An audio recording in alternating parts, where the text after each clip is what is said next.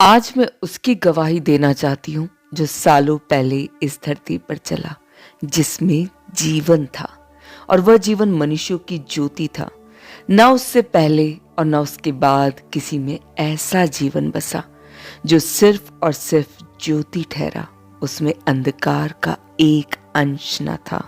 ऐसे लोगों ने जिनमें जीवन न था, जिनमें अंधकार फैला था, उन्होंने बार बार अंधकार से उसकी परीक्षा ली, मगर हर काले घने अंधकार में भी उसकी ज्योति ऐसे चमकी कि अंधकार भी उसे ग्रहण न कर सका।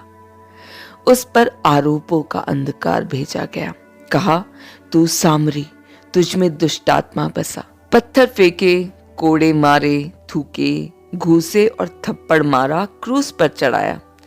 जितना अंधकार उस पर फेंका गया, वो सिर्फ ज्योति वापस देता रहा, कहता रहा, हे पिता, इन्हें क्षमा कर, क्योंकि ये नहीं जानते कि ये क्या कर रहे हैं। मैं उसकी गवाही देना चाहती हूँ जिसमें जीवन था, जो पानी पर चलता और पानी की हिम्मत ना होती कि वे उसे डुबा पाता, जो मछलियों को आज्ञा देता तो वो खुद आकर जाल में आ फंस जाती, गरजते तूफान से कहता कि शांत हो तो वो चुप उसकी आज्ञा मानते। गूंगे बोलते, ठुंडे चंगे होते, लंगड़े चलते, अंधे देखते, मुर्दे जी उठते।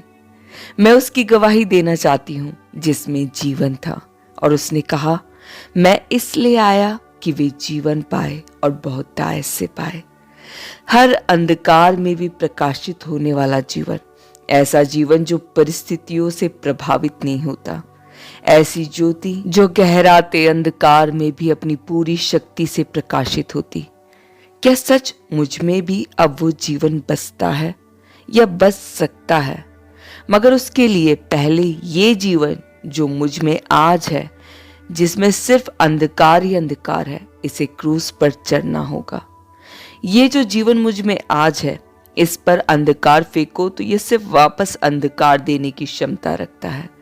इसमें जरा कोई आरोप लगाए तो ये वापस बौखलाएगा। निंदा इससे बर्दाश्त नहीं होती, सम्मान और झूठी शान का भूखा ये अपमान से घबराता।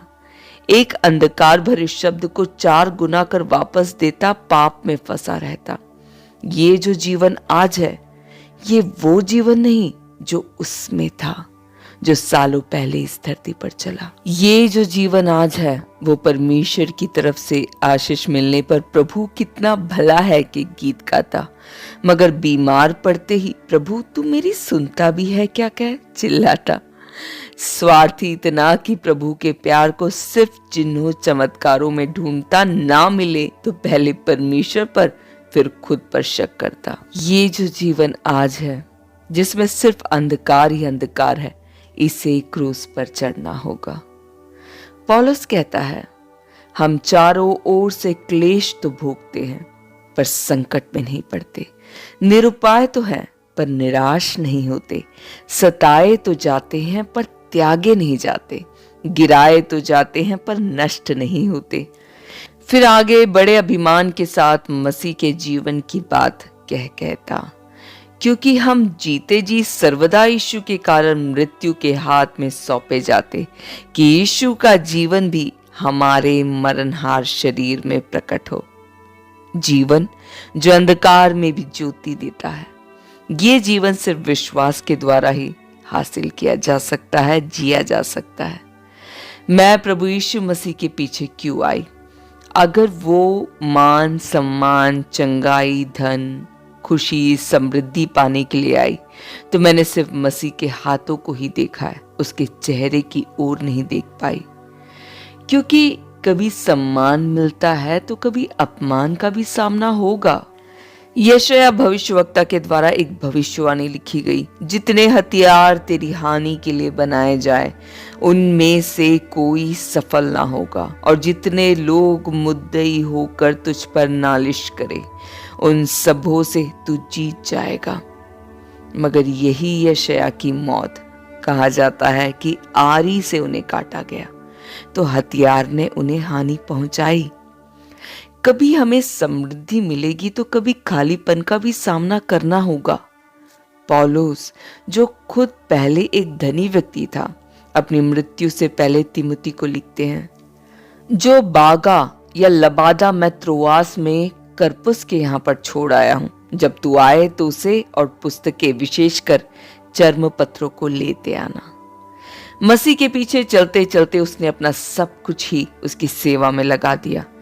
अब कुछ पुस्तकें और लबादा ही है जो उसका नेटवर्थ है। पौलुस कहता है, लोग हमें बुरा कहते हैं, हम आशीष देते हैं। वे सताते हैं, हम सहते हैं। वे बदनाम करते हैं, हम विनती करते हैं। हम आज तक जगत का कूड़ा और सब वस्तुओं की खुरचन के समान ठहरे हैं। क्यों? क्या वो गॉड जो पूछ नहीं सर ठहराता है, जो अंदर जाते समय आशीषित करने वाला, बाहर जाते समय आशीषित करने वाला, जो मांगो तो मैं तुम्हें दूंगा कहने वाला गॉड, क्या पौलुस के साथ नहीं था? नीति वचन 18 का 21 वचन कहता है, जीव के वश में मृत्यु और जीवन दोनों होते हैं, और जो उसे काम में लाना जानता है वह उसका फल भोगेगा। क्या प्रेरितों और शिष्यों को इतना पावरफुल जीव का इस्तेमाल करना नहीं आया? ये लोग पॉजिटिव कन्फेशन कर अपना लाइफ आरामदायक क्यों नहीं बना पाए?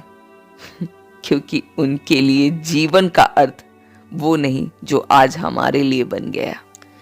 जीवन के उतार चढ़ाव से सभी को गुजरना ही है दोस्तों। भजन 46 का 1 कहता है, वो संकट में अति सहज से मिलने वाला सहायक है, हमें कभी भी अकेले नहीं छोड़ने वाला एक गॉड है। मगर ये हर बार जरूरी नहीं कि जो संकट में आप पड़े हैं वो चुटकी में वो सिचुएशन हटा दे। कभी उनका आंसर मेरा अनुग्रह तेरे लिए इस संकट में काफी है होगा। इस पूरे संकट में आप उन्हें अपने सबसे करीब देखोगे, उनके अनुग्रह में आनंदित होंगे जैसे पौलुस हुआ। जरूरी नहीं कि परमेश्वर का जवाब हर समय हमें समझ में आए, पर उन पर विश्वास रखें। एक समय था जब पौलुस के शरीर से रुमाल स्पर्श कराकर बीमारों पर डाला जाता था तो वे चंगे हो जाते थे। मगर दूसरे तीमुथियुस 4 के 20 में एक वचन ऐसा कहता है, इरास्तुस कुरिन्थुस में रह गया और त्रुफिमुस को मैंने मिलेतुस में बीमार छोड़ा है। तिमुथी को भी पौल एक वचन ऐसा कहते हैं, अपने पेट के और अपने बार बार बीमार होने के कारण थोड़ा थोड़ा दाख रस भी काम में लाया कर। क्यों? क्या पौलुस कभी इन लोगों के लिए प्रार्थना नहीं किया होगा? फिलिपियो 2 के 25 में हम एक इफ्रुदितुस को देखेंगे जिसके बारे में पौल कहता है, ये मेरा भाई, सहकर्मी, संगी, योद्धा है। वो बीमार पड़ गया। आगे वचन 27 में कहता है, निश्चय ही वह बीमार तो हो गया था, यहां तक कि मरने पर था, परंतु परमेश्वर ने उस पर दया की और केवल उसी पर नहीं पर मुझ पर भी की कि मुझे शोक पर शोक ना हो। ये शरीर मांस और लहू का है, इसने अभी तक महिमा प्राप्त नहीं की। ये कभी बीमार पड़ भी सकता है, कभी प्रभु के अनुग्रह से चंगा भी होता है। एक और बात मैं आप लोगों को दिखाना चाहती हूँ, दानिएल को, जिनको सिंहों के मांद में डाला गया। शेरों ने उन्हें कुछ नहीं किया। जब उनके 3 दोस्तों को आग में डाला गया तो उनके शरीर को आग जला नहीं पाई, इवन कपड़ों में तक धुएं का स्मेल नहीं था। मगर जब यीशु मसीह के नाम पर सताव हुआ, ना जाने कितनों को भूखे शेरों के सामने डाला जाता और मौत के सामने भी वे मसीह को ऊंचा उठाते। कितनों को जिंदा जलाया गया और उन्होंने मुस्कुराते हुए उसे स्वीकार किया। पतरस को जेल से निकालने के लिए भेजा गया स्वर्गदूत पौलुस को निकालने नहीं आया। उसके बाद ना जाने कितने जेल गए, कितने आज भी मसीह के नाम के खातिर जेल में हैं।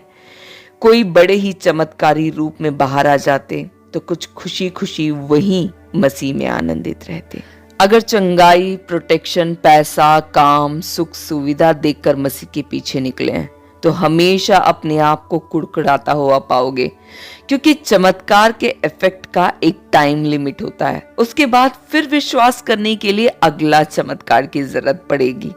इंसान बहुत जल्दी चमत्कारों को भूल जाता है। नहीं तो क्या सिर्फ 12 शिष्यों ने बस मसीह का चमत्कार देखा था? नहीं ना। सिर्फ यीशु मसीह के हाथों को बस ताकने वाले ना बनो, उसकी मुंह की ओर निहारो, क्योंकि वो खुद ही हमारा भाग है। हमने उन्हें पा लिया जिसमें जीवन है और अब वो जीवन हम में भी है। उद्धार का एकमात्र रास्ता मसीह जो हमें अनंत जीवन की ओर ले चलता है। आज मैं उसकी गवाही देना चाहती हूँ जो सालों पहले इस धरती पर चला, जिसमें जीवन था। जिस दिन खुद मसीह आपका भाग बन जाएगा, जिस दिन वही आपकी जीत, उद्धार और प्यार बन जाएगा, आपको परिस्थितियों की, चमत्कारों की, बैसाखियों की जरूरत नहीं पड़ेगी उस पर विश्वास करने के लिए। वो दे तो भी उसकी महिमा, ना दे तो भी उसी की जय जयकार, क्योंकि वही प्रभु है जो सारी महिमा, आदर और स्तुति के योग्य है।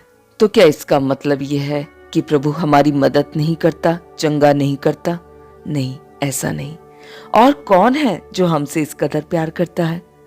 लाइफ के उतार चढ़ाव में, गरीबी अमीरी में, बीमारी में, चंगाई में, दुख में, सुख में, हमारी खुशी का मेन सोर्स प्रभु यीशु मसीह है और सिर्फ वही होना चाहिए। लूका 21 का 34 से 36 कहता है, इसलिए सावधान रहो, ऐसा ना हो कि तुम्हारे मन खुमार और मतवालेपन और इस जीवन की चिंताओं से सुस्त हो जाए और वह दिन तुम पर फंदे के समान अचानक आ पड़े, क्योंकि वह सारी पृथ्वी के सब रहने वालों पर इसी प्रकार आ पड़ेगा। इसलिए जागते रहो और हर समय प्रार्थना करते रहो कि तुम इन सब आने वाली घटनाओं से बचने और मनुष्य के पुत्र के सामने खड़े होने के योग्य बनो। प्रभु यीशु मसीह आप सभी को आशीषित करें। धन्यवाद।